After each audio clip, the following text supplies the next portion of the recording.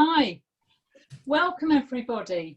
Welcome to earthnouveau.com. This is our weekly Zoom where we discuss a number of things. This week it's my turn at the wheel, and one of my favourite topics is my ancestors, and I consider myself an ancestral medium, and I tell you basically what that means and why I arrived at that.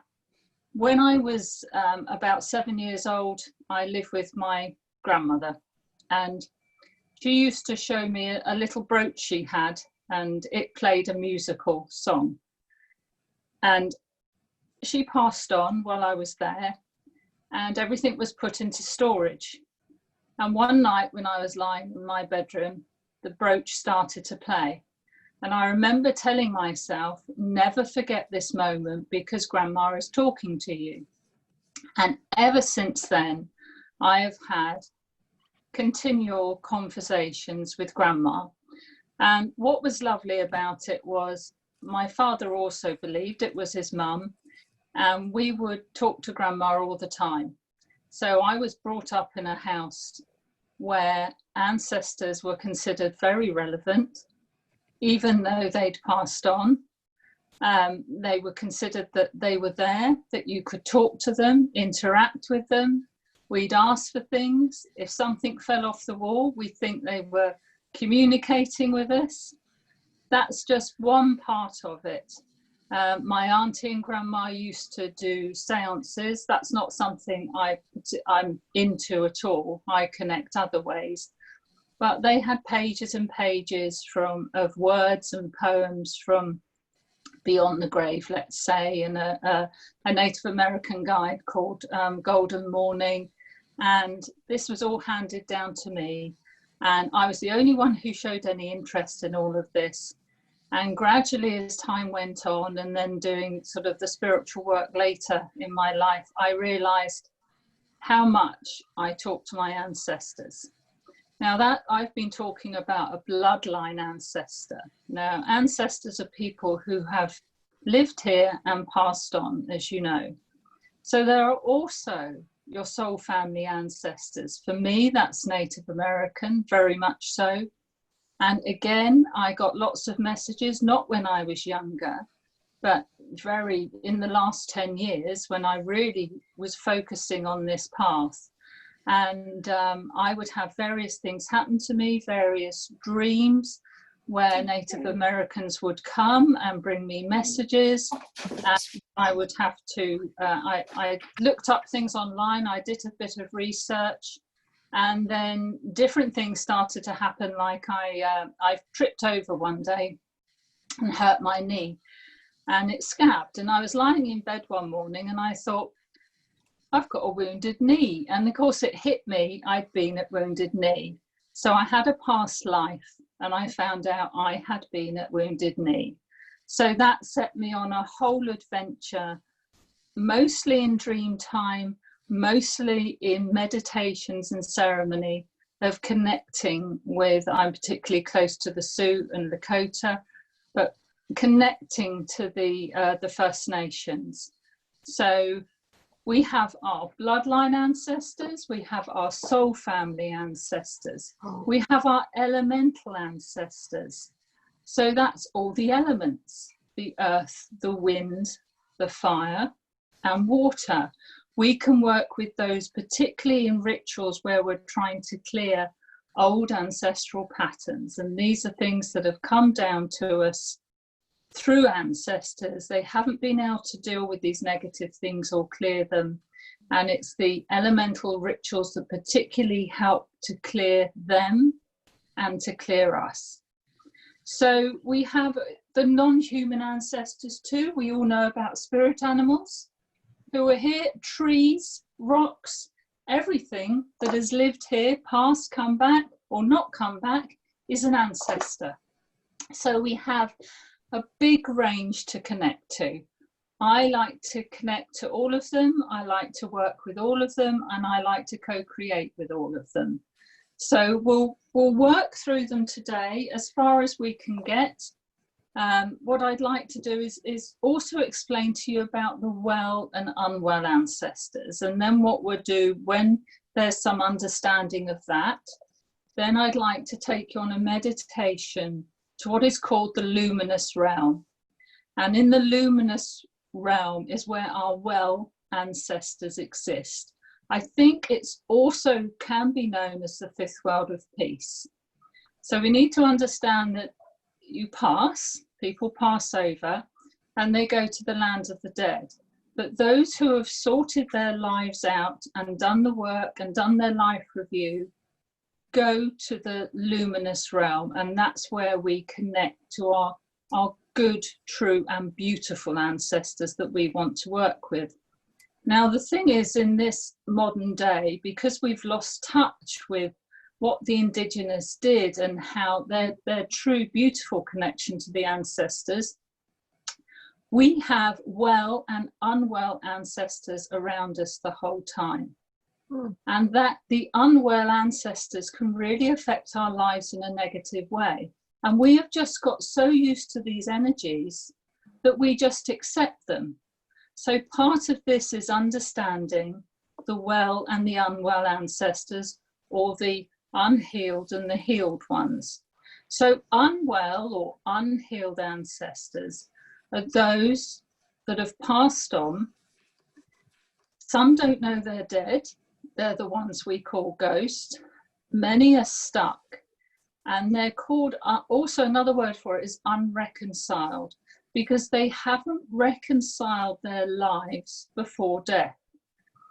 So a well ancestor would have tied up all the loose ends, forgiven people, worked through healings to get themselves into a balanced state. So on passing, they can then go on and have a life review and cross the rainbow bridge and so on and go to the luminous realm. The unwell ancestors haven't done that. They could have died in grief. They could have died with a lot of upset. They could have died in a car accident, something very sudden where they weren't expecting to pass over. So they're taking a lot of baggage with them. And they're the ones, until we learn how to deal with them, that we need to learn to push to the outside of our aura. We'll do a meditation in a minute where we create a golden sort of egg aura with our well ancestors on the inside, and we put the unwell ancestors on the outside of that until we're ready to handle those. So that might be something at the moment we go on to on another Zoom. We'll see how far we get today. So as I say, the unwell ancestors can bring a lot of problems into our lives. Now, the way to deal with them is to work with the well ancestors. So in communication, through ceremony, meditation, having a shrine, all the things I'm going to take you through, we can co-create with the well ancestors to help the unwell ancestors cross the rainbow bridge. So that's the basic difference between the healed and the unhealed ancestors. And that's what we're here to do. It's actually the well ancestors who do that work for us of taking them over the rainbow bridge. We just have to tend the shrines, tend the rainbows and so on, which I'll go about, I will explain to you in due course. Wow. Okay, has anybody got anything on that at the moment that they'd like to ask me before we carry on? Everything makes sense? Great. Okay, right, what we're going to do now, we're going to open sacred space because we want to do things in a protected manner. So, and then we're going to gather around a fire, and this will be a meditation where I take you to the luminous realm. Now, today we're going to collect 4 envoys from the luminous realm who are your bloodline ancestors. So don't worry if you don't know them, whoever steps forward, just accept them, because we're only going to the luminous realm, which is why we're creating this protection around us now.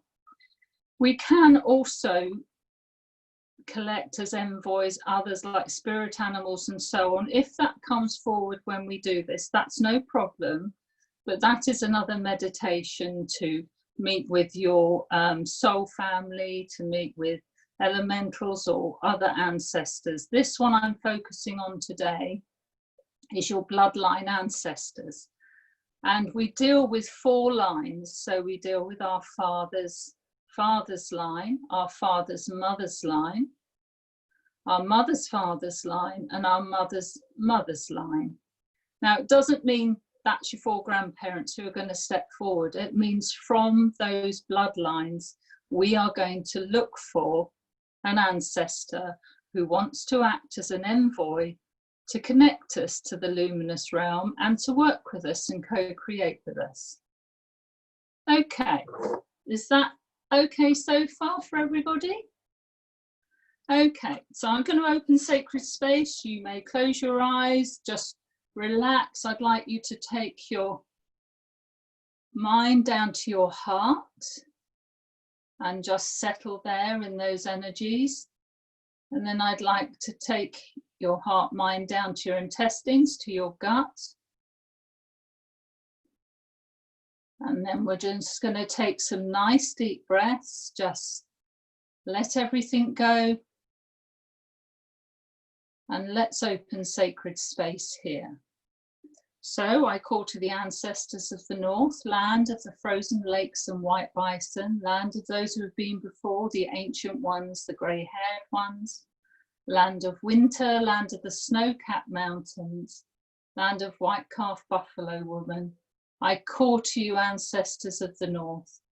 Come open sacred space with us here now, in no time, as we step for a moment out of fraud time into no time. Come help us connect with our ancestors in the luminous realm. We turn now to the ancestors of the east, land of yellow, land of wisdom, illumination and clarity, land of the condor and golden eagle that fly wing to wing with great spirit, land of wisdom, land of clarity. We call to you, ancestors of the east. Come open and hold sacred space with us here now as we connect to our ancestors in the luminous realm. I turn now to the ancestors of the south, land of my childhood, land of green fields and red flowers, land of the coyote and the mouse, cradle board of the 7 future generations. Come open sacred space with us here now. Come bring those energies of childhood to this sacred space. And I turn now to the west direction. That's the land of my dream time, the land of the medicine wheel, the land of autumn, the land of the brown bear. Come bring your unique energies in this no time moment as we open sacred space so we may go protected to the luminous realm and find our ancestral envoys. And I call to Earth Mother and all your light denizens, all the elementals. We call on you now for your protection and grace as we open sacred space here now. We call to Father Sky, Grandfather Sun, Grandmother Moon. Come bless us with your beautiful energies, with your protection as we open sacred space here now. In our inner selves, our higher selves, work with us now so we may go to the luminous realm. So now I invite the spirit of technology that connects all of us here now on Zoom to come bring its beautiful, growing, expansive energies to join us now. I now ask everyone that is here to join hands in the etheric world, in cyberspace, with those you know who are here or others you know might want to join us. And we're joining hands around Grandfather Fire. Grandfather Fire and Grandmother Ice were the first of the elementals, so we use Grandfather Fire as our portal now to connect us to the luminous realm. So settle yourself, feel your full complement of ancestors already with you, gathering round the fire. And relax and see the flames. Know that Grandfather Portal is here as our protector, and here is our portal to take us through to the luminous realms. And now we take ourselves. I just want you to imagine yourselves floating up, if you like, which is why we've taken our mind to our heart and then our intestines. So all of us goes. It's not our mind going. This is actually all of us going. So we're going up and up, and we're going up to the land of gold, I call it, the luminous realm. And when we get there, have a look and you will see miles upon miles upon miles of gold light, and millions upon millions of your good, true and beautiful ancestors, all desperate to come and help, all desperate to join in. They have been waiting a long, long time for us to connect to them. So relax when you're up there. And there's an ancestral council, all gold, that step forward to greet you. So greet them in any way you choose, across the fire. So the first envoy we're going to ask for here is an envoy from our father's line. So as I say, you can picture your father. If you're adopted, it doesn't matter, you can use that line. If you know your real parents, use that line. You can use both. It's all at our disposal. So step forward, greet them and ask, who is going to come forward as the envoy from your father's line? And we need to take a few moments in this because you'll need to just settle your energies, and you'll need to wait for one of them to push their way through the crowd of golden ancestors and step forward.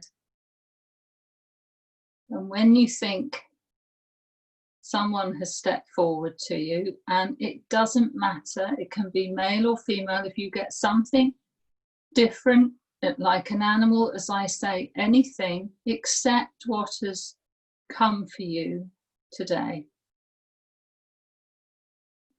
So when you get some sort of vision, and I would encourage you not to dismiss what comes or question it. It's about relaxing and accepting what they are putting forward, the person they are putting forward for you to work with. So take their hand, whoever has come forward, and pull them through the fire to you, and stand that person behind you.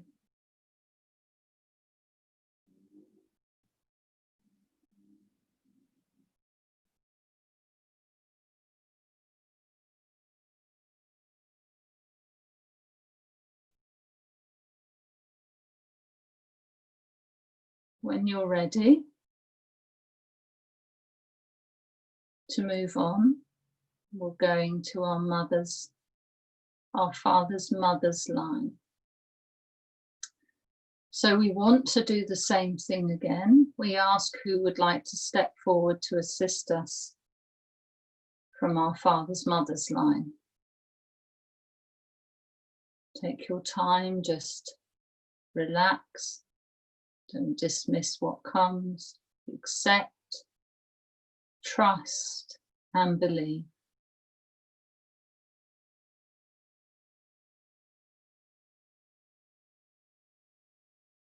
This is the luminous realm.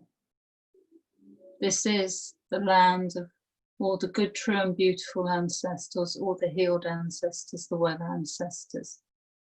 So nothing that's going to come forward is anything that is going to work against you.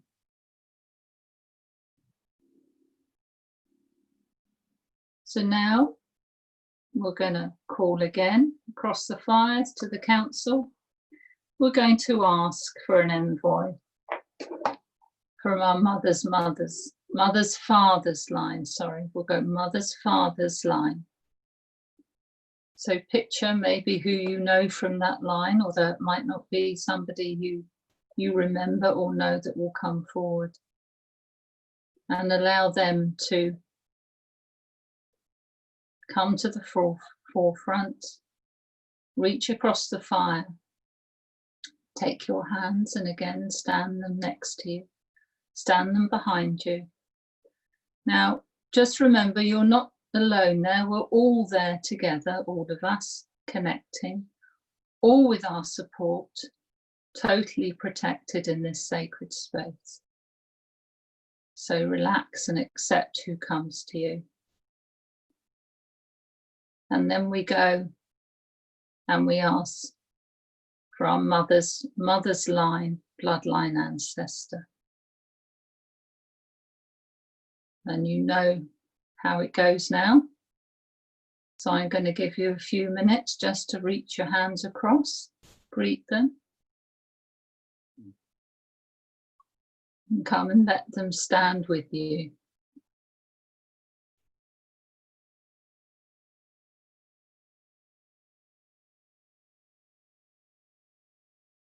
And just take your time, enjoy the glow of that ancestral realm, enjoy the glow, the comfort, the protection of Grandfather Fire.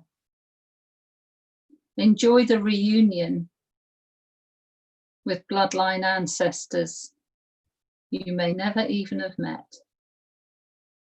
Enjoy the feeling that they bring you of co-creation and protection.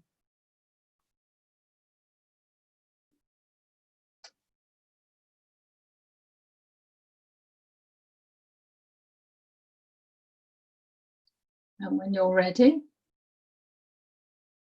and there's no rush in this, and you can do this another time if you've only collected 1 or 2 envoys, that's not a problem. We'll go with whatever you've got. We'll bring them back with us to where we are now. When you're all ready, allow yourselves to come back and ground. And bring your envoys with you. If you've got more than 4, that doesn't matter either. We will work with whatever you've got. So we're coming all back round the fire now. Back together, still holding hands, supported by these new envoys we've collected from the Luminous Realm. And I'll give you a few minutes to get yourself back in and grounded. And when you're ready, if you come back online, I'll know that everyone has been able to make a connection of some sort today.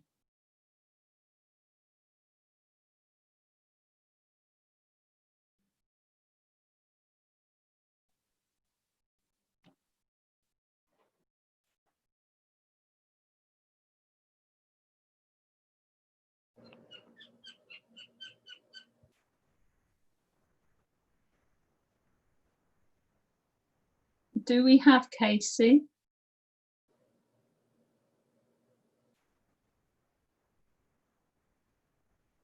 Yeah, okay, we'll give her a few minutes. I'm not sure she's back with us. Yeah, she's back. She said earlier on she's got kids running around, so she's going to stay. Oh, but thanks, you know, Marty. I'm sure she's, okay. Yeah. Right. So let's go around the table here. Let's go around the fire. And let's ask the first person I've come on my screen is Norman. Would you like to share with us your experiences in the Luminous Realm? Well, of the 4 people that came forward, there's one that stood out as being unwell. And this was on my father's mother's side. And there's just something that is completely dark and horrible about it. And all the other 3 came through fine. My father's father, he was a bank manager in Newcastle. And what came forward is some big businessman in Newcastle. And then my mother's father side, it was Robert Louis Stevenson, the author. He's a relative of ours, and he came springing forward. So I've always had a nice vibes with Robert Louis Stevenson. And then on my mother's side, way back, there was the moderator of the Church of Scotland, and he was a great man, and I've always had good vibes with him as well. So 3 out of the 4 were good, but there's something about this, my father's mother's side, that's it's scaring me a bit. I don't know why. Okay, well, we can't pick up an unwell ancestor from the luminous realm, but we won't concern ourselves with that at the moment, Norman. That's great. Right. So were they able to say anything to you at any time? Was there anything else you picked up you'd like to share? There was no words. I just felt they were quite near to me. There's no actually words that I could tell you, certainly, but I felt quite close. Beautiful. Well, what a fantastic start, Norman. Wonderful. Thank you. Thank you. Okay, Linda, you're next on my screen. How did you get on? Yeah, initially on my father's side, I was quite surprised because I only really sort of got like an image in my mind, so I haven't got settings or anything like Norman had, but this was definitely a young man and very sort of folky looking, sort of quite ruddy, as if he worked on the land, and sort of longish wavy hair, and seemed really friendly and pleased to see me. On my father's mother's side, initially I struggled, and then when I was working on my mother's side, I got 2 images come through, but I think the older of the 2, that they were both women. One was the one who I think is related to my mother's mother, was very young. She was only about 15, I think, and very beautiful and very calm and peaceful sort of person. And the other person, who I think was from my father's mother's side, was a much older woman who was much more forthright and quite feisty, with long wiry grey hair, but still very attractive. And then on my mother's father's side, no, on my mother's side, I think I've said that wrong, because on my mother's, the wiry haired woman was on my mother's father's side, and I actually didn't know my proper granddad. I only knew my the person who brought my mum up during the war, so I didn't know my proper maternal granddad. But on the mother's side, my mother's mother wasn't actually a particularly nice person, but the person that brought her up during the war, we used to call Granny Doll, and so she was like a step grandmother, and it was actually her that came through to me, and it was lovely because she was so pleased. She just kept saying, "Oh, it's so nice to see you again." I can feel that one. Yeah, all over my body. Yeah. I can feel that now, Lynn. That's beautiful. So that was nice. Thank you. Thank you. Lovely. Dawn. Hi, Dawn. How did you get on, my love? Hi there. Hi there. When I first went there, my father was there, and he was just radiant. He came running out, and he was like so happy to see me, and it was just so wonderful to see him. And then he showed me the line of his father's side, and at first I thought it was just going to be my father there, but then I have a picture on my altar of I don't even know if this is my great-grandfather, or I think it maybe is my great-grandfather, and he is the most elegant looking man, and he came forward. He's just I love looking at him. He is just an elegant man. It's just something about him that's so beautiful. And the woman, his wife standing behind him, is almost like she's presenting him. He's sitting in a chair and she's behind, and then I could see she's like presenting him to me in a way. And that was beautiful. And then my dad's mother's side, I looked down that line and I was just waiting, and my grandmother came forward, and she, my grandmother had one leg shorter than another. And she had a big shoe, like big, like 6 inches. And, you know, as I watched her come forward, I realized as a child, I never realized what a difficult life that was for her, and how much and she has the beautiful round face. I really loved seeing her. And I could see, wow, she really overcame so much in her life. She really, really did. And then on my mother's side, who came forward first was my grandfather, and then his brother wanted to come. And he came forward, and I thought, gee, I don't even know who that is. Did he have a brother? I was thinking, I'm not sure he had a brother. But then all of a sudden I realized, oh my God, they lived in a house right beside where my grandparents lived, in a huge, big house. And that was my uncle, my great uncle. My grandfather's brother lived there. His name was Linus. And so Uncle Linus was the one who came forward. That was really sweet to see him. They had a wonderful house. We loved that house.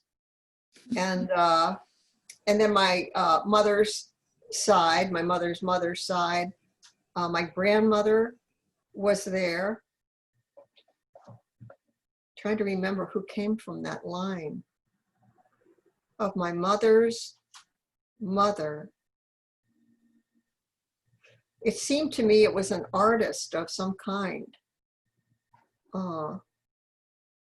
Almost like an ET, not a real someone who'd been on the earth, but it was an artist who sewed, who did a lot of creative sewing. And I'm not quite sure who that was.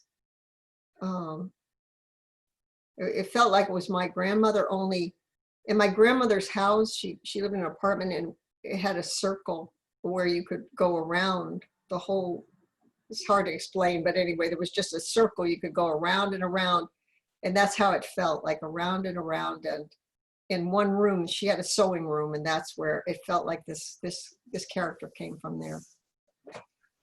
Beautiful. Dawn, you had a very full visit. Yes, it was nice, very nice. Very, very brilliant sort of visualization and so on there. That's beautiful. Thank you. Thank you for sharing. Martina, you're next on my screen. What did you get? Okay, I had to take my screen off, because my video off, because I was yawning so much. Yawn all through the way. Father's father, a wizard. A funny, happy man. He was like, pick me, I'm coming. And totally excited, laughing, couldn't wait to come through the fire and say, let's play. That's my father's mother. Father's mother was a clergyman in medieval times. Less excited, but you know, kind guy. Mother's father was a philosopher, male, you know, type of, I think a maid of Da Vinci type thing, you know, around that time. And mother's mother was an Asian warrior who was in the Genghis Khan guard, working with Genghis Khan. Wow. Yeah, so it was really cool. I really enjoyed it. And they all came and they all asked me, now, so what are we going to do now? Let's go. Oh, well, I should thank you. We'll be moving on to the next. So thank you for that. It was really lovely. Thank you. Brilliant. Thank you. Come on then, Matty. What did you get? Who did you connect to? Okay, so for me, it was very beautiful. When I got to the Luminous Realm, the fire was raging, and there was just so many people standing in front of me. and they kind of parted and made like so I could see exactly how many there were.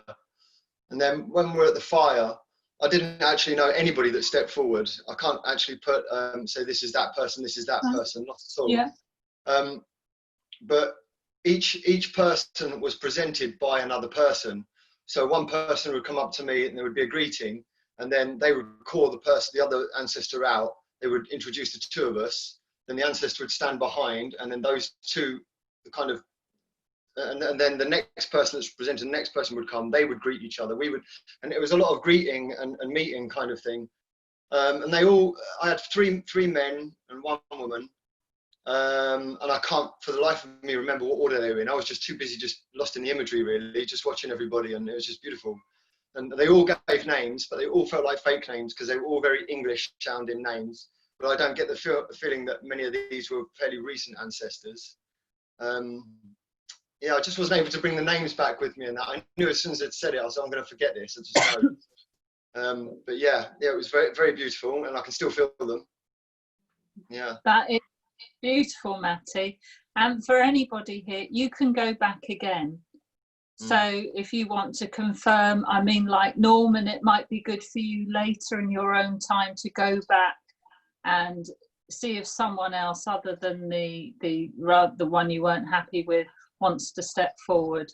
So you can do this work anytime. I would encourage you all to stick with the ones that you've been given, because they all sound fantastic. And Matty, I think the people who stepped forward to introduce was the Ancestral Council, because they would work with the ancestors to bring you forward your envoy. So beautiful. There was we discussed it a couple of weeks back, but there was some real issues on my mother's side with my maternal grandfather and sexual abuse and things like this. It was real, and you know, it's something that I'd been dealing with and had managed to resolve. It was a big part of my journey resolving that, and they were very appreciative for that. So that aspect of the bloodline came forward and says thank you for that work that you've done. Wow. They were quite, when they actually greeted each other, when the council member from both sides of my mother's line greeted each other, they were very, very like pally and shaking hands and cuddling, and yeah, it was almost like they didn't see each other much. It was pretty cool. Wow. You packed a lot into that one. I was lost in the imageries. It was beautiful. Imagine a longer one. I mean, I didn't make it long, obviously, because we are on Zoom and need to move on, but doing it yourself, you know, it just shows you how much you can get from this. No, fantastic. Absolutely fantastic. Jill, you're next for me. How did you do? It was lovely, lovely. Same as Martina, like lots and lots and lots and lots of yawning, So that was interesting. And then on my father's side, there was a little old biddy. She came from nowhere, from right at the back, pushed her way through, and she stepped forward. I don't like, same as like, I don't know any of them, all four that stepped forward. I don't know any of them. And she didn't give me a name, but she sort of came forward. It was a really sweet little old thing.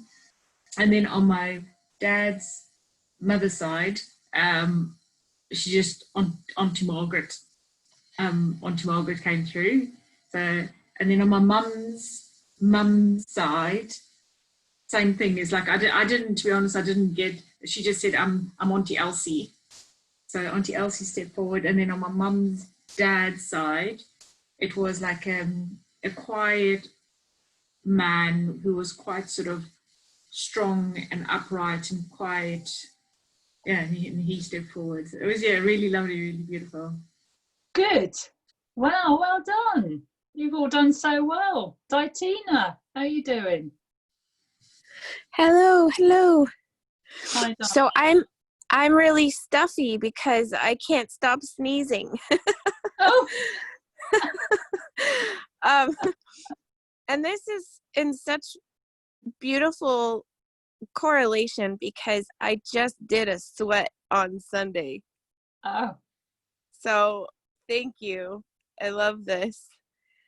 Good. When everybody came together, I think because I'm still processing from my lodge, they were already there when you started. And so I I thought it was interesting when I was with Mother's father, they were offering me things instead of showing me people. So Mother's father handed me a spear. Wow. And then Mother's mother handed me a bunch of jewelry. And then the luminous glow realm, all I could see was just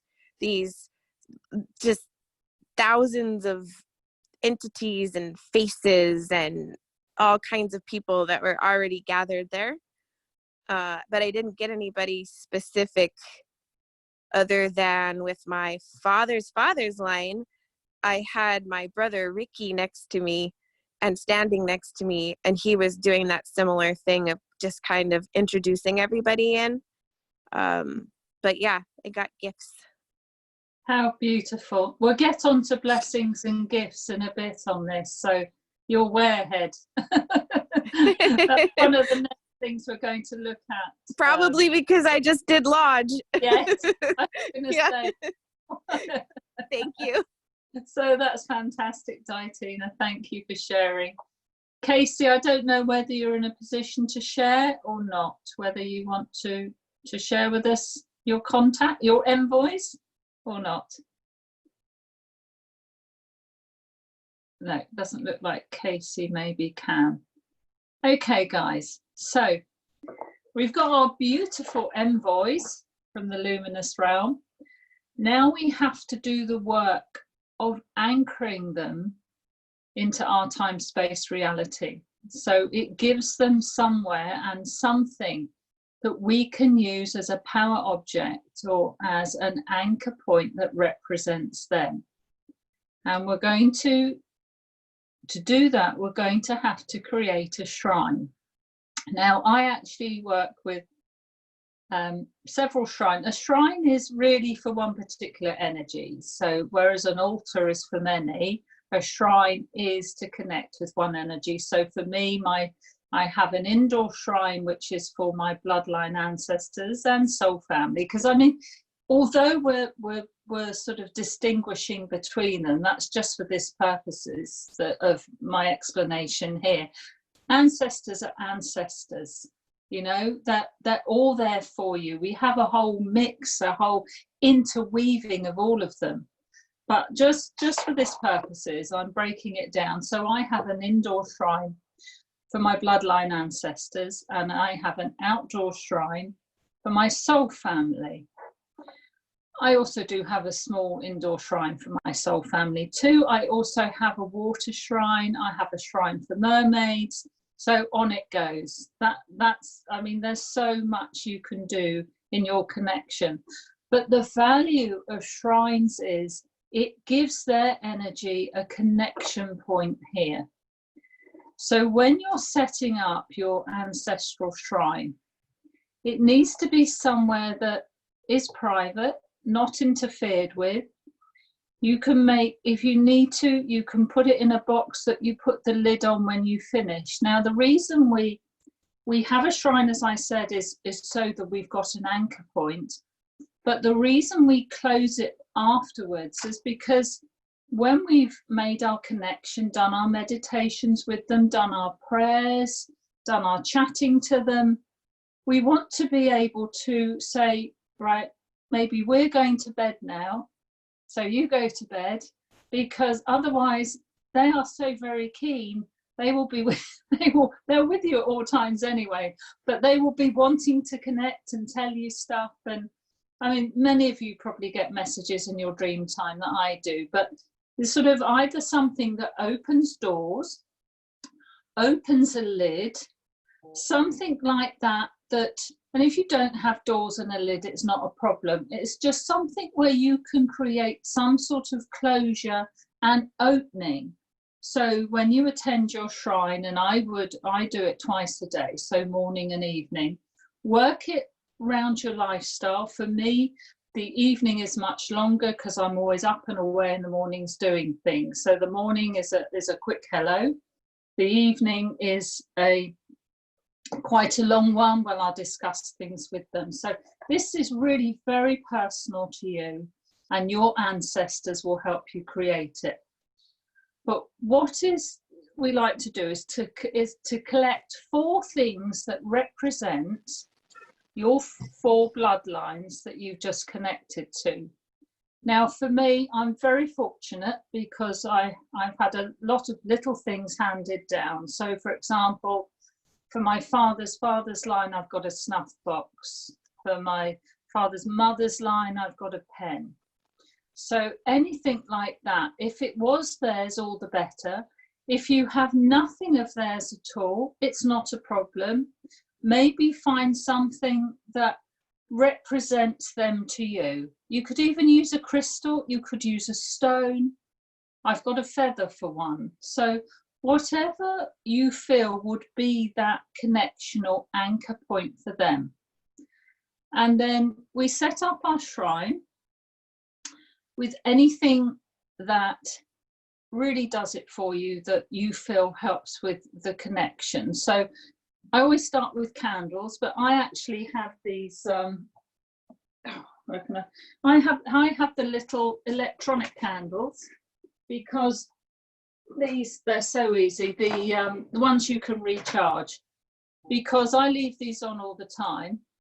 And then what you can do, you're not at risk of burning the house down to start with. So when you open your shrine, you can light a real candle. You can light any number of candles you want to, but these are ideal for your shrine.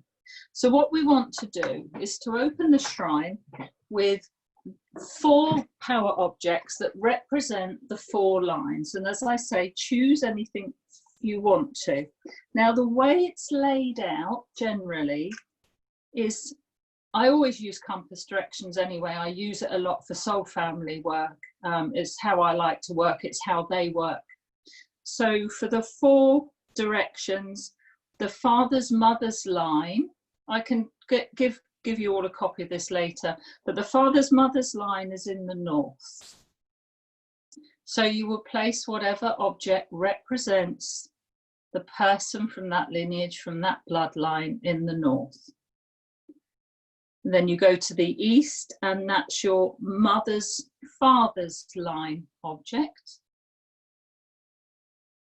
You go to the south, and that's your father's line, and the west is your mother's line.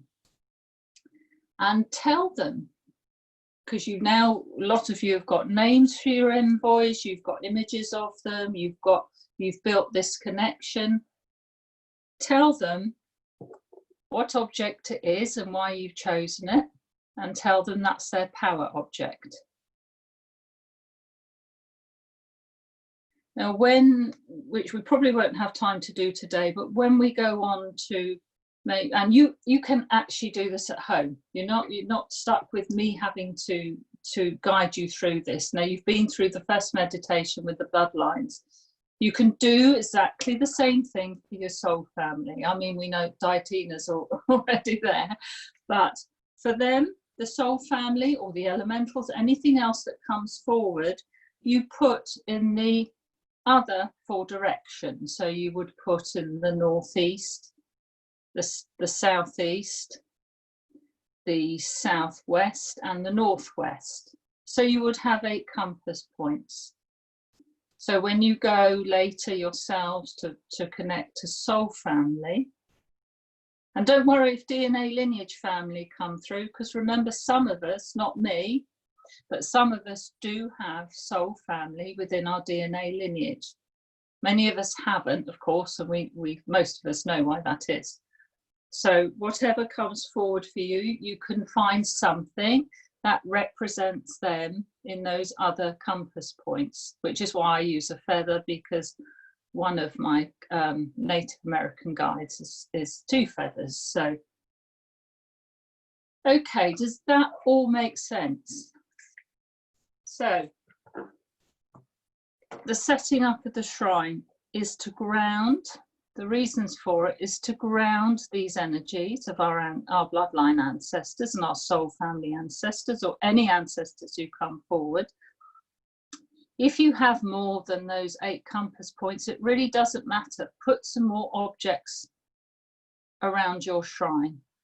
And anything else that you feel really connects you to them. Be creative, use whatever you like. And this is your shrine, so put it there. This is yours for your connection, so you can make it very, very personal. So the shrine also gives boundaries. It's a portal, obviously, to the ancestors, but it also gives boundaries. So in other words, we're saying, this is where I connect to you. And although it's lovely to have them with us all the time, sometimes we don't want them connecting to us at different times. As I say, they're very enthusiastic and really want to connect. But if you have this power place, this shrine, this is where the energies will anchor and come through, and this is where you can co-create and go into meditation with them. Now, the whole idea, as you probably all know, is not about worship. This is not anything we do to worship. This is about co-creating with our ancestors for many reasons. One is to help heal the unwell ancestors. That's a big one. But it's also so they can help us to our destiny, so they can help us on our life path. I can't stress the important work the ancestors do enough. And the thing to remember is we are also our own ancestors. So part of us in a previous life has gone through the life review and has gone to the luminous realm. So we are the ancestors, because the other part of us has come forward to live now. And the connection to them now at this time is so important. It gives them relevance now. And I know people who don't do this work just don't get it, oh, they're gone, they're dead. No. They are so relevant now to our lives. There is so much we can do with them. We can co-create with them. They want to help. They want to contribute. Most of all, when you think of your bloodlines and who's been here before you, if you go back 7 generations on your family tree, just the grandparents each time, that's 1,072 different individuals. That's only 7 generations. So no wonder we have so many ancestors.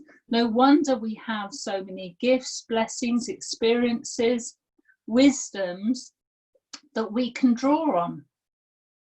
And of course, so many of us don't tap into this. So this is lovely, being able to give this teaching and say, they're there, ask, tap into their wisdom. They can't wait to send you the gifts and the wisdoms to help you.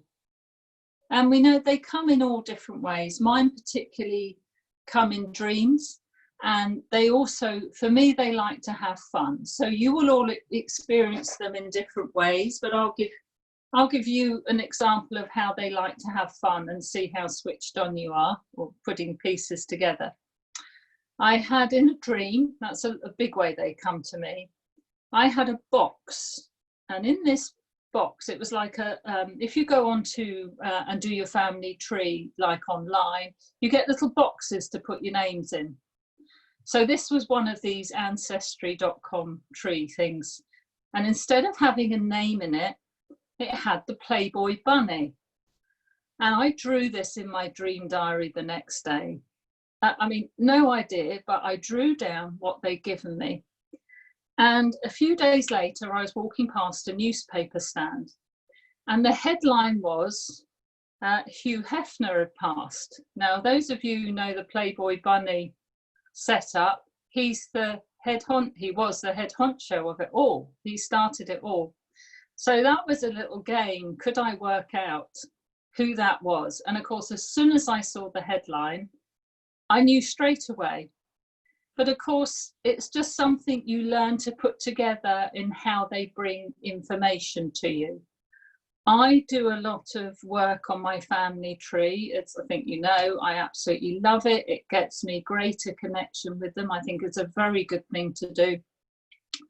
And sometimes I get stuck, you know, I can't find the next ancestor. So, you know, and I'll say to them, I'll give them the information. I'm saying, but I stuck on this one. Who is it? Give me a name. And I've had names come to me in dream time, look them up. That was it. That was the missing link that actually took me on to do the next part of my tree. So all of you have had probably and will have these sort of wonderful experiences with them. And that's just two of many. So use your shrines to connect to them. Use your shrines as power places. For me, a shrine is relaxed, where you communicate with them. So I would take a cup of tea and make a cup of tea for them. If I take a cup of tea and a biscuit, I leave them a cup of tea and a biscuit. It's the essence of what you're taking there that they enjoy.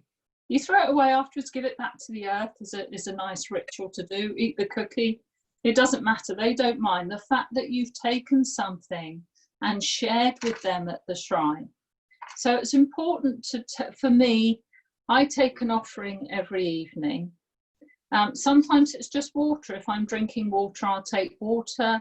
If I'm not having anything, I might take them an apple. I also do that with the ancestral shrines outside. So it's very important to give them some sort of offering, that's some sort of gift that acknowledges them. So shrine work is, as I say, very personal. Put your own things there that help you connect. When you've finished, close the doors or shut the drawer or put the box lid on, or if you can do it, close the door to the room. If you can't do it, and I mean, some people live in small places and you have to have the shrine in the bedroom. I accept that it's not a problem, but generally speaking, if you can close the door, and then when you open the door and you go and sit down at your shrine again, it's like saying to them, hey, I'm here. But to have that connection point, as I say, you can leave those little rechargeable candles on all the time. Now, there's one other thing I think is very relevant to put on your ancestral shrine, and that's a rainbow, because the rainbow is going to help take the unwell ancestors that we talked about before all the way over the other realms of the dead, where they need to be. So be creative. I drew mine, paint it. If you see one in a shop you like, get it. Put it on your shrine. Tell the ancestors you are there to tend it. So in other words, I mean, I have my little tea lights under each end of the rainbow. But remember, one end of the rainbow is going from your beautiful portal where your ancestors that are working with you are. All you have to do is tend it, and they do the work. They will take the unwell ancestors over the rainbow to the land of the dead. So you can have a rainbow, you can imagine it stretching way up high, right up high to the other realms and down the other side. Some people just have a straight line. I've got a more flatter rainbow. It doesn't matter. Anything, a picture of a rainbow, anything that denotes a rainbow, which will help us cross, because that's part of the work we do now at this level, is to help the unwell ancestors cross over to the land of the dead, because they're stuck here and they need to move on for us and for them. So we tend that rainbow with our shrine and with our prayers, and the well ancestors will be the ones to take them over. And this isn't just for our own unwell ancestors. This is for all unwell ancestors everywhere have access to that portal. Because in the end, we all have the same ancestors going right back to the first ancestor who dreamed this great dream of all of us being here anyway. So we all share in that. Has anybody got anything they'd like to add about the shrines? Having a shrine, any questions? You all pretty straightforward on that. Has anybody got a shrine at the moment? I do. I have what we call a shrine, but I guess that's just what it's become called by the children and by us, because that's what originally what it would have been way back, maybe a decade ago for me, would have been a shrine. But it's very much an altar. So we have our altar, and all of our sacred objects get left at the altar. So when anybody prays at the altar, the energy goes into the objects. But I like the idea of a shrine. We're hoping to move in some months. So I may get to constructing something specifically as an ancestral shrine. Yeah, I look forward to that, actually.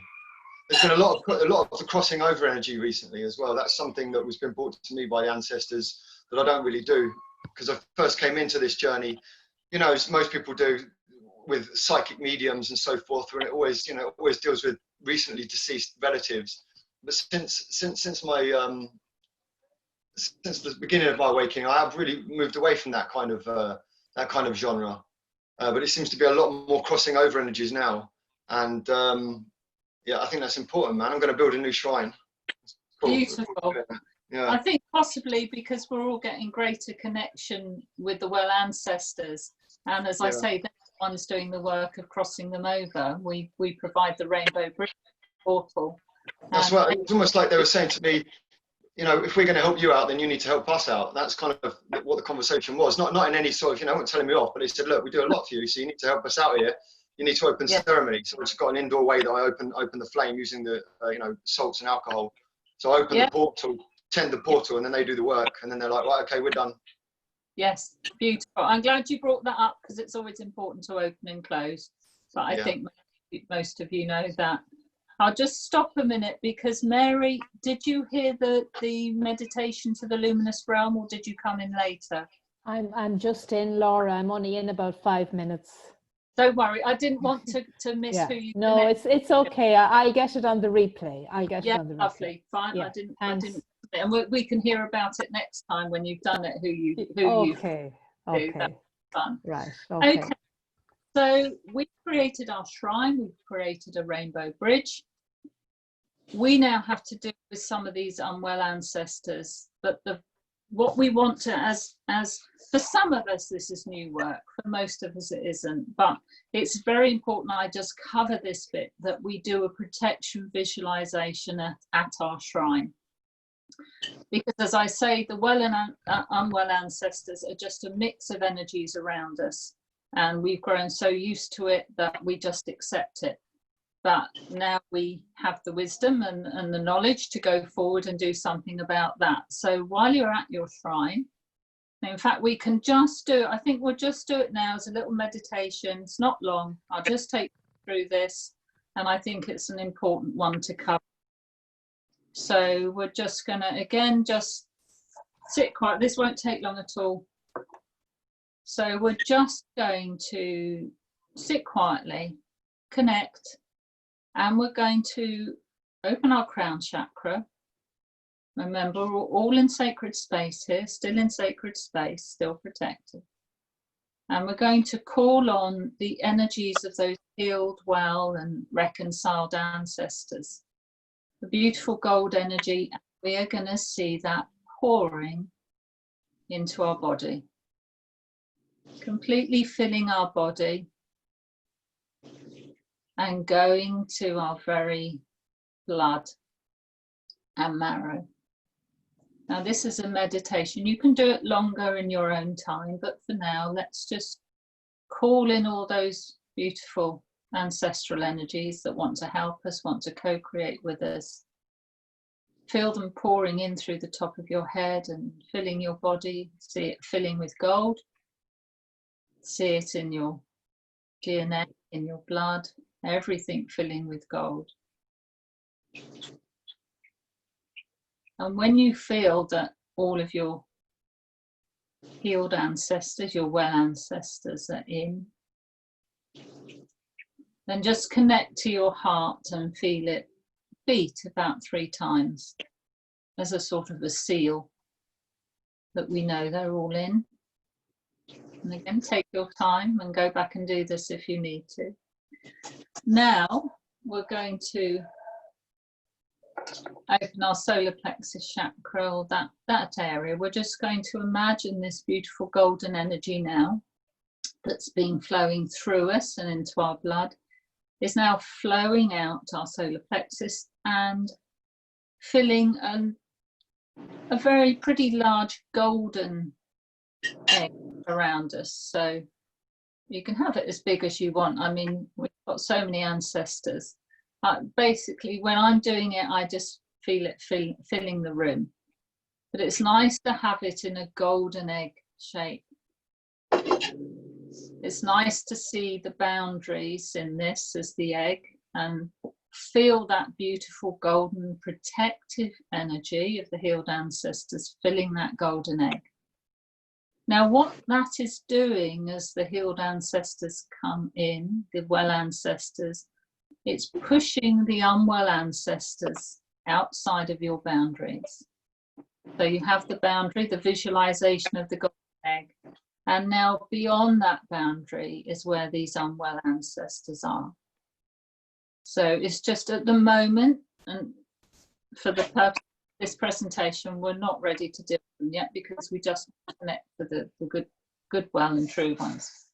So we push those unwell ancestors to the other side of the golden egg, the other side of the boundary. And that golden egg is with you always, but like anything, it requires some upkeep, and the upkeep is through visualization. So it's something I tend to do every evening at my shrine. I just add another layer of golden egg, or add another visualization, so that we get that protection with us at all times. So when you feel that your beautiful golden egg is full of all that beautiful energy from the luminous realm, and it's pushed all the yucky stuff the other side, you can come back and open your eyes. And if anyone wants to contribute any experiences at all with that, when you're ready, let me know.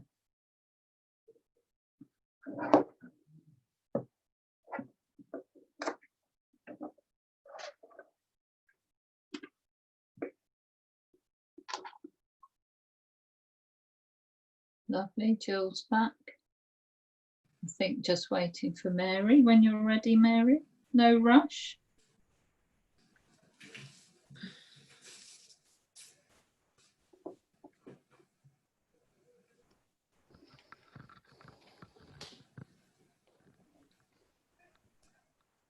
Okay, anybody got anything they'd like to share there? It's a very simple one. Nothing, anything particularly come up for anybody? No.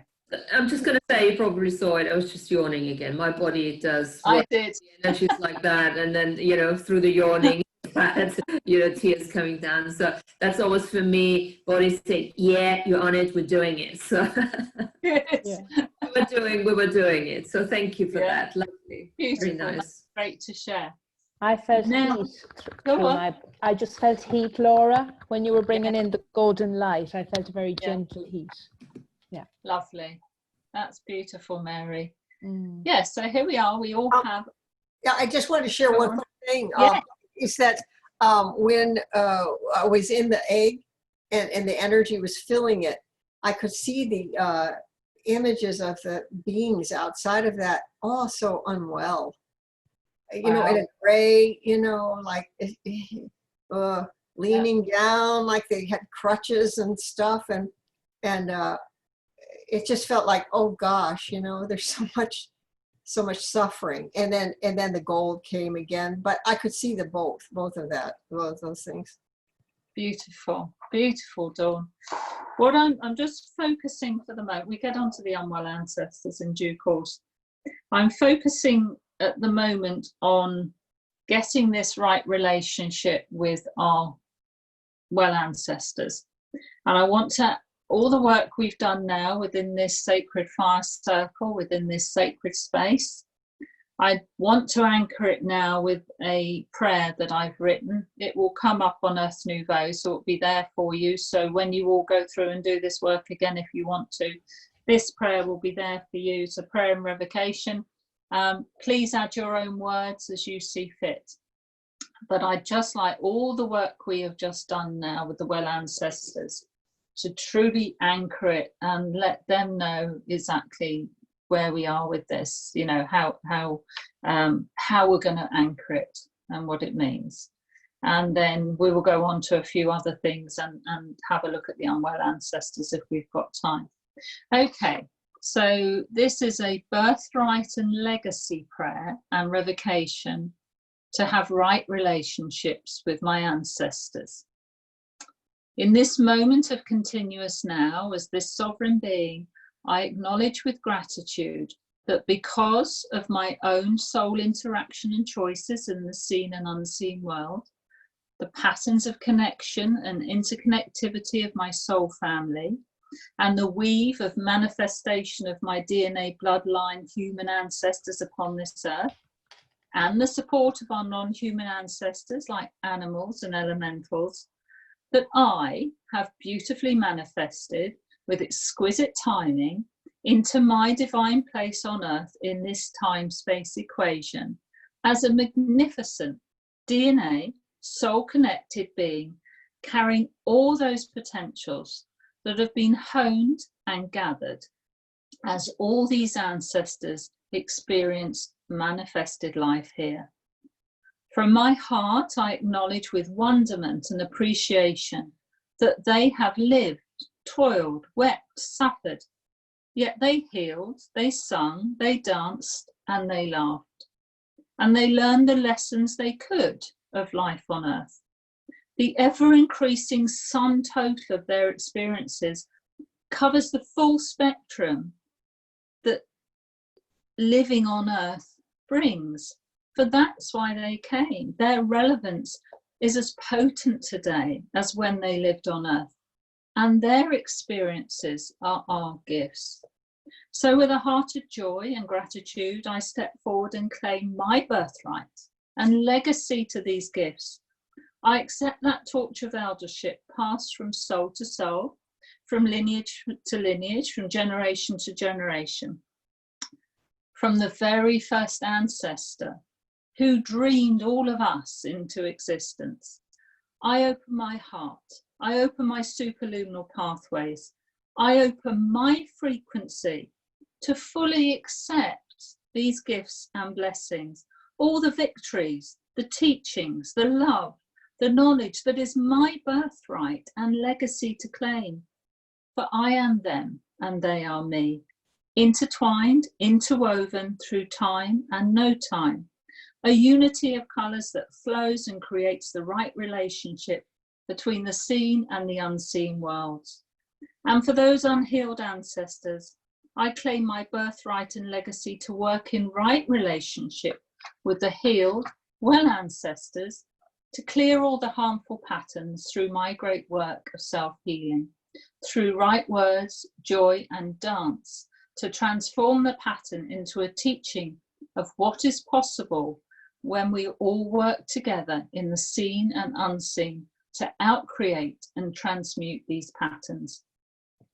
We share DNA in the bloodlines and soul connection in the soul families. And where these combine, we have even more potency. I now claim my birthright and legacy to have my soul family's DNA lineage, have my friends as my friends in my 1 degree of separation. But this has been lost throughout history as the teachings of the indigenous has been overwritten with the global narrative of deceit. I claim all those prayers, poems, stories, all the lost teachings, all the wisdom from our elders, all the rituals and ceremonies, all the elemental connections, all that was good and true and beautiful that was handed down generation after generation until technology and television, media and global narrative reduced them to ridicule and mythology, to fantasy and supposed untruths. And I revoke any part of the global narrative and media that ignores, deletes and misrepresents this very natural flow of wisdom of living on earth. For these ancient truths are the natural flow of the universe through us all, and no system misrepresentation, no system manipulation, no unwell, unsovereign ancestor, no aspect of fraud time can prevent this natural flow, for it is supported by universal energies and carries the full force and potency of millions of healed ancestors, creating the divine law of one. It is unstoppable. It flows whether we accept it or not. So I accept with gratitude this full flow as unfettered, unadulterated legacy, so I may be the medicine that this world needs. Aho. Aho. Aho. So when you've done your work, Sorry, Mark, last one. yawning again. Jesus Christ, yeah, that was beautiful. Thank you. Beautiful, That was yes. very, and if I just may say something here, your ancestral mediumship is coming through so powerfully. Do you guys feel that too? Yes, yes. Yeah. She is so in her element. Mm, Yes, Beautiful. thank you. Beautiful. So what will be fantastic for you to do is take this down from Nouveau, and when you've done go over all this work and some more that we'll do in a minute. I'm not sure how time is going, but if you read this as a sort of then you're claiming this is your birthright and legacy, to have this wisdom, these teachings in whatever form from your ancestors. The well ancestors want you to have it, to have these blessings, and it is your birthright and legacy, no matter what the global narrative says. We all now know we outcreate the global narrative, so we co-create with the ancestors, and we pull this down for us. Now, one thing I didn't mention before, which I will mention now, which Daitina mentioned earlier, was about the blessings and the gifts. And I do a little chart like I gave you earlier with the 8 directions, and we call this like a blessings map. I think is the way I was taught. It's called a blessings map. And again, so under the 4 directions of your all the 8 directions we'll use, you start with your bloodline, because that's what we've started with, and take a look at what's the top direction again. The father's mother's line is the north direction. So go and communicate with that line and ask what wisdoms, what gifts, what blessings they would like to bring to you, or what they've taught you, or what they'd like you to know. So and one of mine actually there is humour, because my father's mother's line had great fun doing. We used to have fun when I was little, as I say, with my grandmother. So that sort of humour has been passed down to me, that sense of humour. And that's just one example. You can have all sorts of blessings and gifts, as Daitina has, and do the meditation again, and just see what gifts they want to give you, and ask them what these gifts represent. And again, you can do that for each bloodline. You can do that for each of the soul family connections that we've got also on that blessings map in the other directions to make up the 8 directions. And if you connect to somebody else who wants to give you a gift, wonderful. We're not limited to the 8 directions, but see what gifts they bring you in meditation. And why they'd like you to have this gift. What does that represent?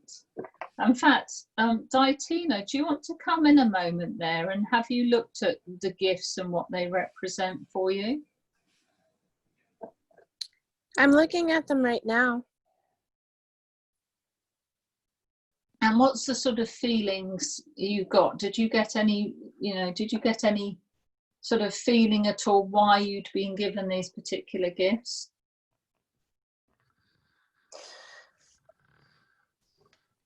It's interesting that you use the word humor, because right before the gifts were given, there was that reminder coming in to step into the joy and the laughter. And then when they gave me over the mother's father was the one that gave me the spear, it was kind of like this pull into the back of my mind saying, remember the humor and also the spear. So it was like a feeling that came within the power of that. And they were like, it was like an extension of a feeling. Beautiful. Is the best way I can describe it. Yes, that's a very good way of describing it, because I mean, we all get things in different ways. I mean, clairvoyance and so on, clairaudience. I get some clairvoyance, but the clairsentience is, that feeling is such a powerful one. For me particularly, and obviously for you, Daitina. So yeah, that's beautiful. Thank you. Thank you. Anything else you wanted to add on that, Daitina? That I haven't covered? I wanted to actually ask for some clarification on the father's line. Yeah. When my brother showed up so clearly, I could almost just feel as if he was right next to me, but in such a visual, I mean, like, I usually see visions and people and things, but I mean, he was literally right there. So do you have anything that you'd like to share about that? What's just coming through for me, but I'd like you to do your own meditation and everything on this, because obviously it's very personal to you, but your brother is from your father's, well, we know he's from your father's line because he's your brother, so he has to be, but he's also, and this isn't uncommon, lived in that line. So he is also obviously he's an ancestor now, and he was an ancestor before. Does that make sense to you? He has, yes. He has been, like, what's just been given to me is a great grandfather who has now come as your brother. But oh, I get it. Okay. Yeah. Thank you. I needed that. Yeah, I know what you're saying. Okay. I would like you to meditate on that and get your own take on that as well. But just what's coming through my body at the moment is he's already an ancestor who is again an ancestor. But that's not uncommon, and that would be why he's come through when you did that, because it's a great grandfather on your father's line. Laura, would that explain why two of my people that came through were very young? Because they seemed very young. I just took it that I was seeing them in the past, if you like. But if they're coming through as young now, would that be because they are now, that's the form they have now? Yeah, absolutely. Sorry, no, you're making total sense, because age has nothing to do with ancestors. I mean, we all think ancestors are old, but in fact, age has to do with them, because we can have those who have died very young. So I'd meditate more on that, find out of what the sort of connection is. But remember, we've all been before, we've all come in again and again, so an aspect of them has possibly been in one of your lines, a bit like Daitina. That's how that's the thing that's coming forward for me. And there'd be a reason why those two. But again, take your time and connect and see what comes up. It's amazing when you ask the information that comes forward. And Laura, do you think sometimes they use residual image that will make the most impact for you? Or what you feel comfortable with? Because all these beings in the unseen can use whatever residual image they want, really, can't they? Yeah, absolutely. I mean, you know, who was it? Somebody, Dawn, wasn't it, had a lovely grandfather, all beautifully dressed. And in some ways, it's they want you to see them as you remember them, so you know who they are. I mean, personally, I don't know whether they all wear glowing white robes or whether they wear the contemporary clothes of the time. I don't know. I mean, it all depends on what you get in your visualization, because it's all about what works for you and how you connect with them. But yeah, I think that very much, Matty. If they want to get a message across, they will present themselves as you hopefully would remember them, or how they think you see them if you've never met them. Yeah, great question. I have another question. Sure. So the exercise that we were doing about, I guess, the unclean ancestors. Mm-hmm. What are your suggestions for us in the dream time with the unclean ancestors? Mm-hmm. So you already have this protection bubble.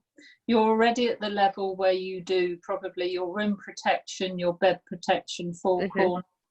You probably already do, like a lot of us, you know, a protection before you go to sleep, a connection to your dream time, so that only your soul family and your ancestors, your good, true and beautiful, whatever you want to call them, clean ancestors is a great word.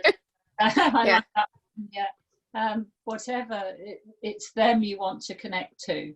So that's who I tune in with before I go to sleep, so that and remember, we have that golden bubble we've created. So we're keeping the unwell ancestors on the outside. But as I said, the thing is, we just have so many mixed energies around us, and they're so subtle that sometimes they're there if we haven't maintained what we talk of as spiritual hygiene, or for many, many reasons they can seep in. We know that if we haven't kept up the protection and so on, they can be there and they can affect us. But if you're doing the same sort of level of spiritual hygiene at bedtime, for your dream time, then you shouldn't have a problem with unwell ancestors causing you distress in any revocations. Yeah. Sorry, Matty? So I was going to say the contract revocations play a big part in that particular one as well, because all of our ancestors are also, one of the reasons we're here is because the amount of debt that's been actually put on us by our ancestors as well. Yeah. You know, so we are, you know, beings of resolution. But I find the contract revocations, specifically the union and communion conscious strike in its fullest, is extremely potent for any form of ancestral goings on. Totally, and I think there's Martina's written a brilliant ancestral karma revocation. I seem to remember, Martina. That's around somewhere. I know Andrew's got an ancestral karma revocation, but I think you extended it. I'm sure I've got that somewhere, or you'll have it. Maybe you can put that up. But yeah, they're great. You know, always the revocations are great tools to work with. So shall we just, what's the time? How are we doing? Do you want to have a look at some of the aspects of helping to heal the unwell ancestors? Because, I mean, again, it's quite a big topic. I can just, if you're all happy to, for maybe half an hour, we can just go over, you know, because we've established our right relationship with the well ancestors, and I think, you know, now we could step into just a little bit of some of these unwell ancestors, and tracking some of the negative patterns that come through to us in our unawareness is probably a good one to look at, because when we start to heal those in ourselves, we help heal the ancestors, as you know. But actually, with the healing of the unwell ancestors, co-creating with the well ancestors to do it, we can start to heal their negative patterns, and then we can focus on our own. So one of a really lovely way, let's have a look at it. What we want to do is get a diagnosis of the pattern. So we want to find out what is this unwell pattern that we sometimes feel in our lives? What does it feel like? And we can ask our well ancestors to work with us here, because that will be the pattern that is attached to the unwell ancestor. So one of the ways of dealing with the unwell ancestors, as we work with the well ancestors, is to dance. Now, I know Martina's had a lot of experience of this with dancing. I dance a lot. I'm sure, I hope, maybe you've all danced at some time in, you know, maybe a ceremonial way.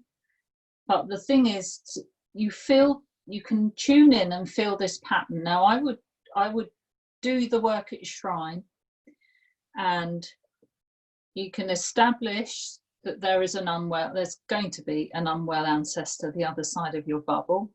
There's going to be well ancestors who will step forward and help you deal with this. This is a lot to do with asking, a lot to do with getting this wisdom from your well ancestors. And then you take the messages you've been given. Believe and trust is a big one in this.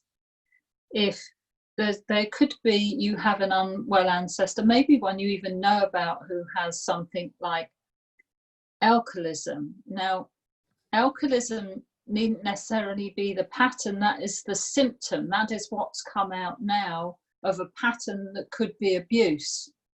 So you want to get down and try and define what the actual pattern is. The pattern isn't alcoholism, it's that alcohol is used to hide the trauma. So we have an actual symptom that manifests from something that is the actual pattern. So to find the pattern, one of the things to do is choose a whole range of music, and make sure it's music you love and you love to dance to, and do at least 3 songs, tunes, whatever it does. Have them different tempo, different styles, and you can do it anywhere. I do it in the garden, and ask for the energy of that pattern to be shown to you through your body, and watch how your body moves and what it tells you. So this isn't just visualization, it's not mind work, this is body work. This is taking our body with us to try and establish a pattern. So watch how your body moves and watch how you feel. Now, this is very much, as Ditina was saying, very much a feeling thing. I can sort of teach. It's for you to experience and feel and get that connection with your well ancestors, and ask them what this pattern is, and ask them how to dance. You will find the questions do come to you, and the answers will come to you if you just believe and trust and dance. So dancing is a good way to get sort of a diagnosis of the pattern. I'm trying to find words that sort of explain it better than that. But part of it is we all feel energy flow, and some of us can feel when energy's stuck, and often when it's stuck, it's through illness. And a lot of times it's stuck in the heart because the amount of trauma and grief these ancestors have lived through. So you might find when you're dancing for what you thought was alcoholism or drug abuse in an ancestor, that's what you've been told is the symptom, or you judge for yourself is the symptom, or you know because you know this ancestor.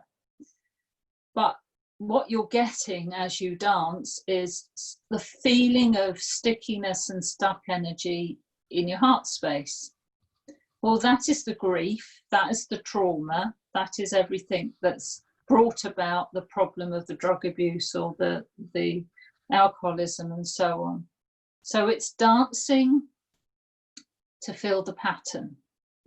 The dancing doesn't necessarily disperse the pattern. The dancing is used as a means to feel it in our bodies. Now you can sit there and try and feel it in your body. It doesn't work the same. There's something about the movement of the body and the energy flowing through that it will show you where the stuck energy is.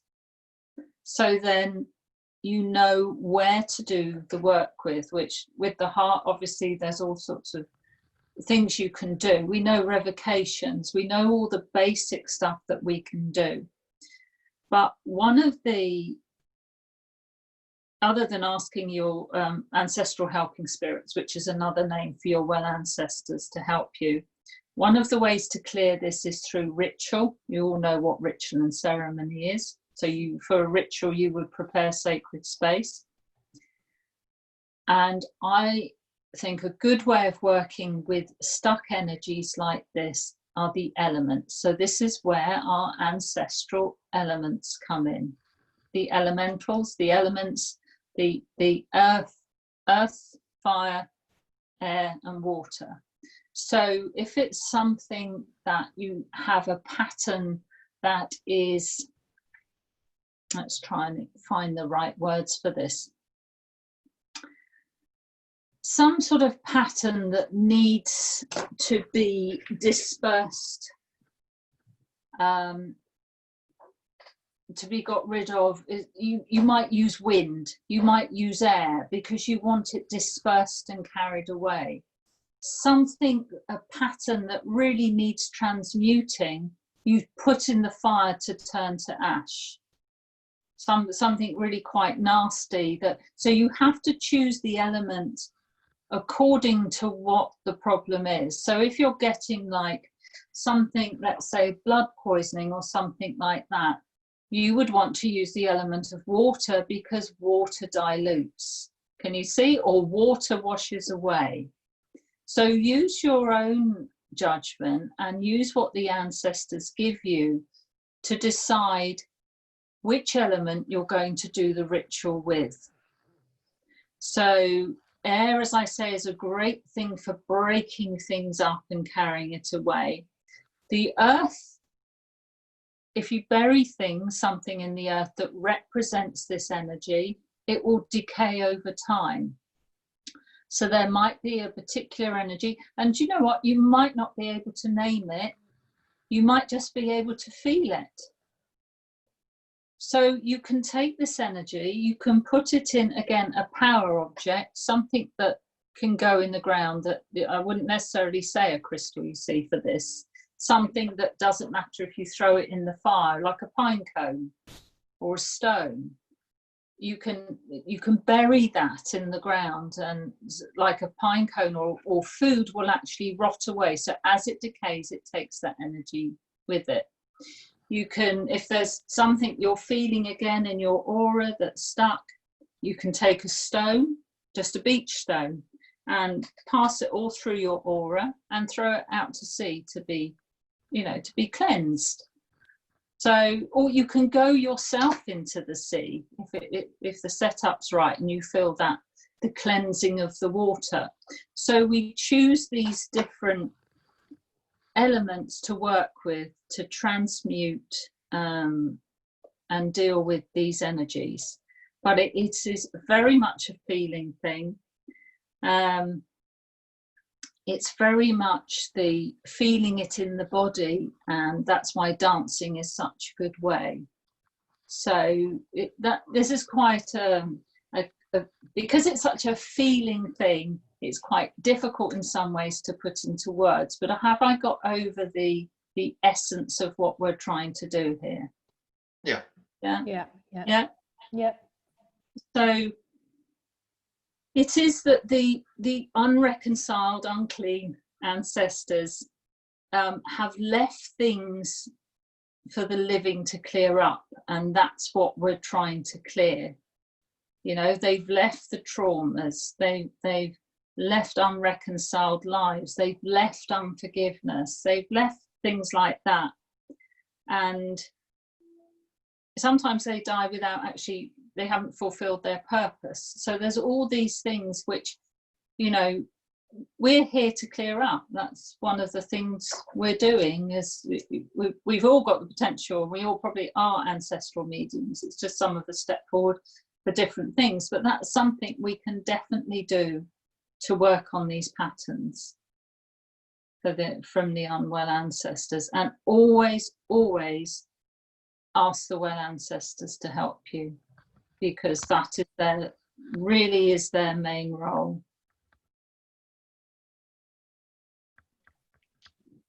Okay, any questions at all on that? I'd like to say something, Laura. I'd like to thank you for that, because what you've just done is clarified what I've been doing now for a couple of years and didn't really know what I was doing. For me, it's song, not dance. I have the dance when I do it is amazing. I just can't seem to get my body in time very well.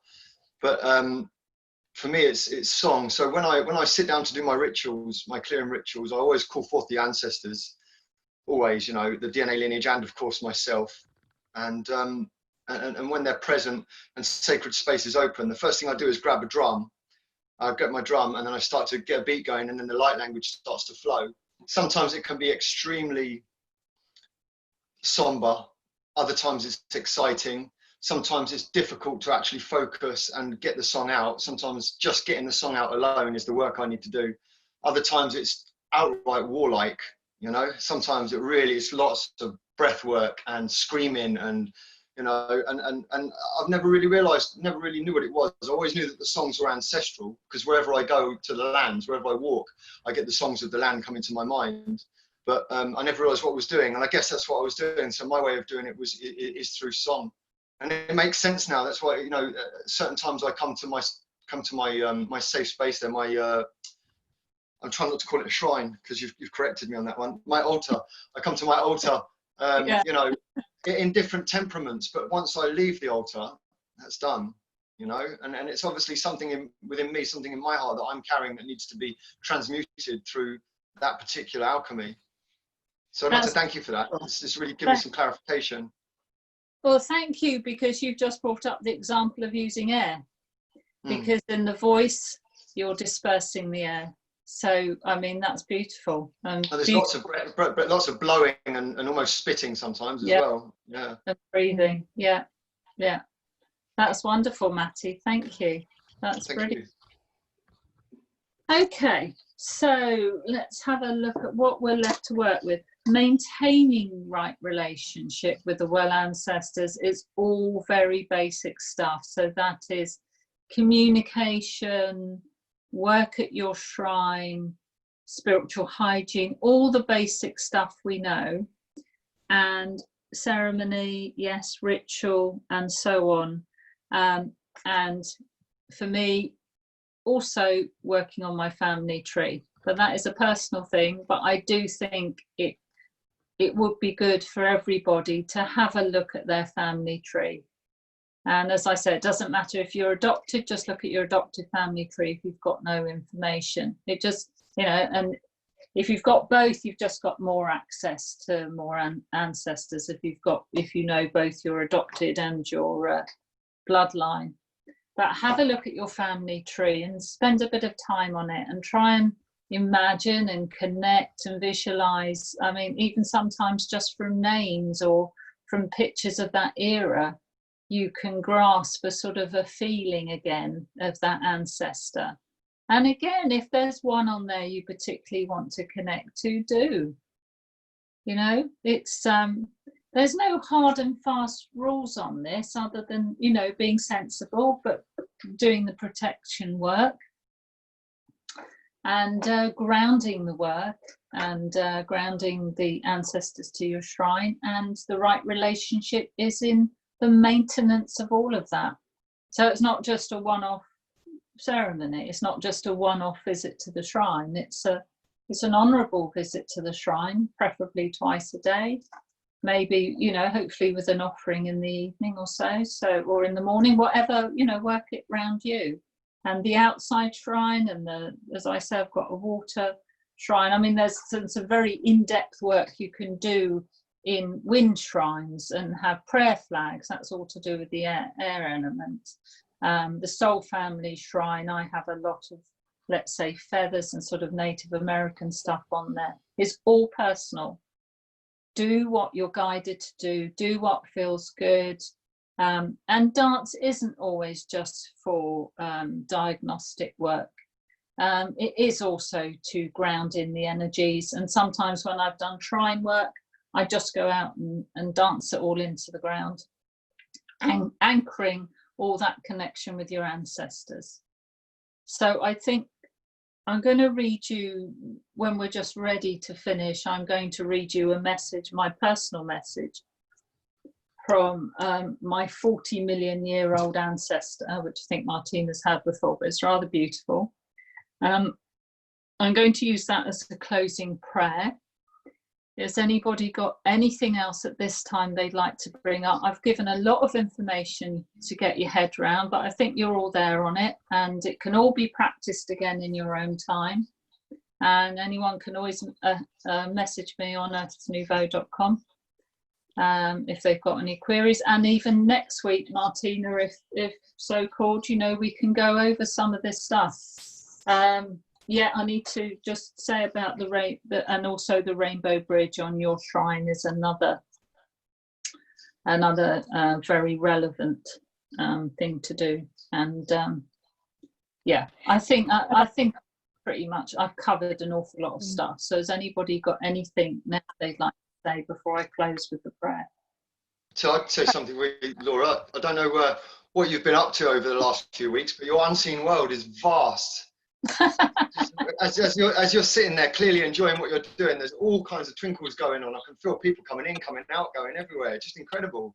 You're certainly firing on all cylinders. Finally, it's taken a few weeks. Finally. Beautiful. Thank you so much. Yeah, well, you all know this is sort of one of my favorite pastimes. It's not even a pastime, it's my work, it's my purpose. That's why I came to be an ancestral medium. It's taken me years to recognize it, but as I said to you earlier, the child in me recognized it at 7 years old, but it's taken me the rest of my life to just about 60 to like, oh yeah, I should be doing that. Power of passion. Yeah. Hello, Hello, Laura. Hello. Sorry, darling. I'm, I follow you on your past show in the recording. My name is Carminia. I'm from here, from New York. And then I didn't catch the program today, just maybe like a halfway. I'm going to listen again to catch it from the beginning. However, I had a question. Sure. When I remember that Andrew said something about that sometimes we incarnate in the family that is not our like lineage, like like ancestor lineage, that we come into different, the system trick us in the reincarnation, and then we end up in the different family that is not our lineage. And in this case, if I'm doing, the work that you're doing to helping my ancestor, I have to be thinking about it, if I'm not in the right lineage, if I'm in the right one, or just go with the flow. And the other thing is, when I'm helping them to cross over, because when they say that we are here in karma resolution, and that nobody leaves the planet until everything is set up, everything is resolved. In this case, when I guiding, let's say, my grandmother to cross over, what is my purpose in that? Cross for her to forget whatever she didn't do, or in what way I can look at it? Well, first of all, you'd have to establish whether your grandmother is a well or unwell ancestor. So if you go to the Luminous Realm and she's there, she's not an unwell ancestor. You'd also have to put together some judgments of how she lived her life and how she died. Did she die well? If you die well and you live well, hi there. If you die well and live well, then you'll be able to do your life review, go over the Rainbow Bridge and go to the Luminous Realm. If you died with all this stuff unreconciled and a lot of angst and all the things as I explained earlier, you're unable to shift. And you need help to shift, to recognize you're dead, to recognize you actually need to go over that rainbow bridge to the land of the dead so that you can carry on with your life review and so on. So a lot of it's going to be feeling for you, but it's also going to be knowledge stuff. Do you know anything about her life? Do you know how she was when she died? So ask your good, true, and beautiful, your well, your healed, your clean ancestors to give you the information. Ask your ancestral helping spirits. That's who they are. You've got a whole team. Ask for some guidance what to do. Set up that rainbow bridge on your shrine. And without even naming her as your grandmother, you can just open it, as I was saying earlier, to all unwell ancestors. And if she's part of that group, the well ancestors will come forward and help her with the rainbow bridge.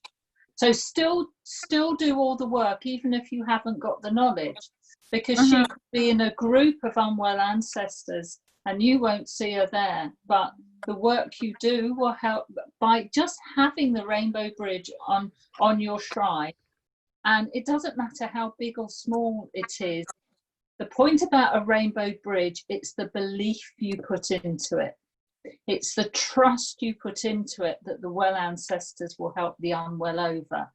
When you have that belief, as we know, that creates a reality. So have that belief that your grandmother will be taken care of and taken over the rainbow bridge. But if you do have all the information and you think she died, didn't die well or didn't live well, then you know you can specifically ask for your ancestors to take her over the rainbow bridge. Yeah, I can see that it will be a massive work, because I can think about it, my 3 generations back, grandma, great grandma, then my other one.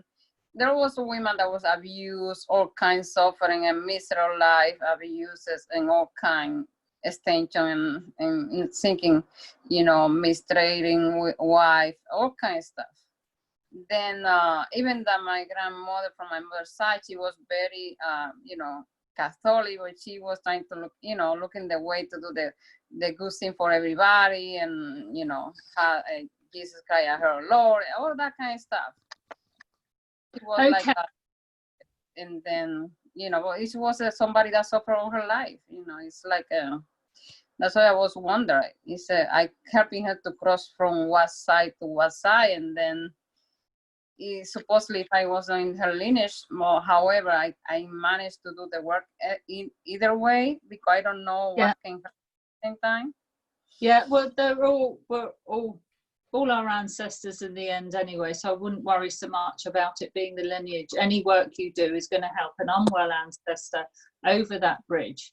So the bridge is from your portal at your shrine, so it's protected. That's the whole idea of setting up a shrine. So you do the work of the energy bubble and so on. You do sacred space. You set up your shrine. You open and close your shrine.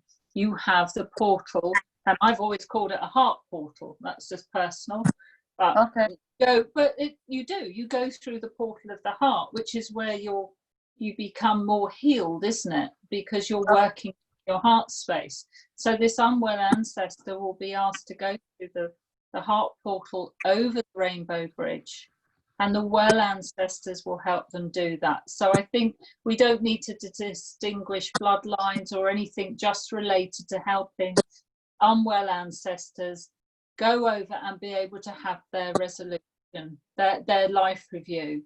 The thing about the unwell ancestors is, they haven't been able to resolve stuff in their life, and they get stuck. And it's no picnic for them or for us. So you're doing general great work by doing that, and don't let it concern you about whether you're in the right bloodline or not. All work we all do is for all ancestors. The portal there for the rainbow bridge is for all unwell ancestors, tended by the well ancestors. Is that a bit clearer for you, darling? Yeah, thank you. Can I jump in a wee minute? Yeah. Is that okay if I jump in for a wee minute, Laura? Go on, Matthew. Go on. Because I experienced something before I began working with the ancestors. I kind of had judgment about my bloodline. I sense a little bit of judgment about the bloodline there, because almost like an unwillingness to heal the bloodline, because the bloodline hasn't done anything for you or for itself. And I had a very similar experience, but I think I came to the understanding that obviously I was born from the womb of a sacred feminine, who was born from the womb of a sacred feminine, who was born from the womb of a sacred feminine ad infinitum. Now, Yeah. just because I don't have a massive volume of soul family within that ancestral lineage presently, doesn't mean that you can't do the work. And what I found out was that once I began to make offerings, simple offerings, I mean, even just a stick of incense, as long as you say, this is for the ancestors, for remedy and resolve, not justice and judgment. When you do that, your ancestors have the ability to work. You just bridge the gap. And I tell you now, when you begin to remove judgment and any form of reasons for doing things, and other than just do it in service, that service in light comes back to you in ways you could never imagine, and your life will change. Okay. Thank you so much. Thank you. I really appreciate it. Thanks, Matty. I think you just summed up an ancestral medium. Very apt. Thank you. Thank you for the great work that you're doing. I really enjoyed every show. I listened 3-4 times to catch every information.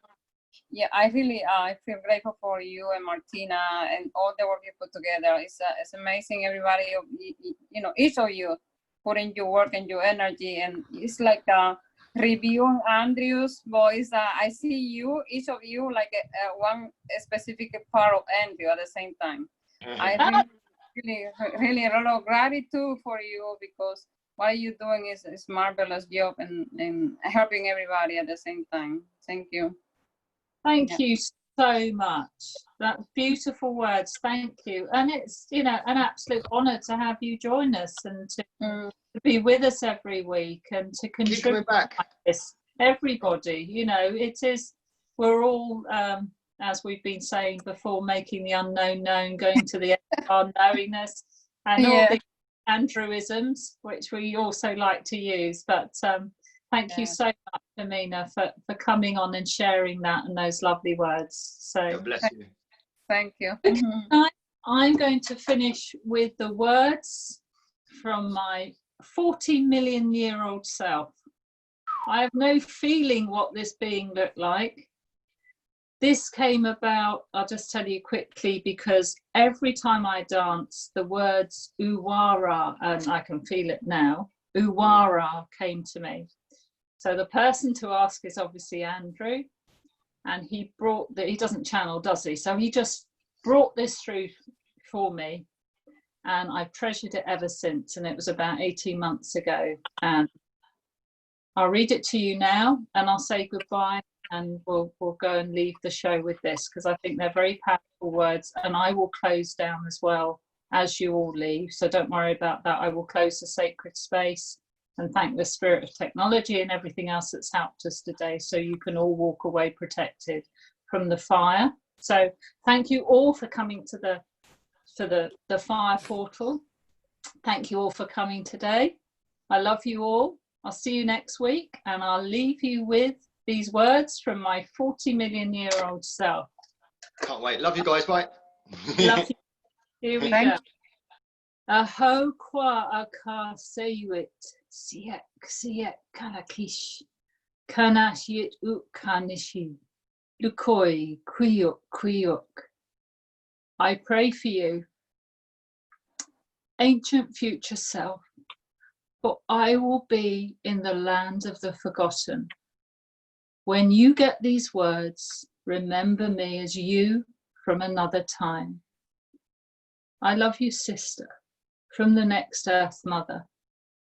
Let peace be with you in every dimension, time stream, and universe we live on. We journey for rediscovery of who we are. I pass on to you the mantle of responsibility of being my ancient future, so I may have a time of being remembered and not forgotten. Aho. Thank you.